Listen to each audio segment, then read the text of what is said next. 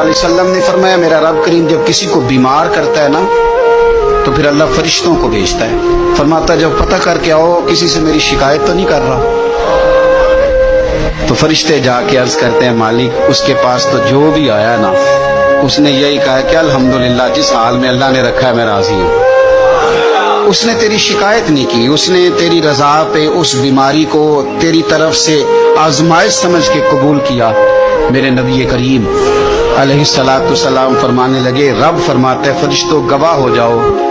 اگر میں اسے اس بیماری سے شفا دوں گا تو جو اس کے پاس خون ہے اس سے بہتر خون اسے عطا کروں گا، اور جو اس کے پاس گوشت ہے اس سے بہتر اسے گوشت عطا کروں گا، اور اگر میں اسے اس بیماری میں وفات دوں گا تو پھر میں اسے جنت عطا کروں گا۔ اگر شفا دوں گا تو بہترین شفا دوں گا، اور اگر وفات دوں گا تو پھر جنت دوں گا۔ جب آپ حوصلے کے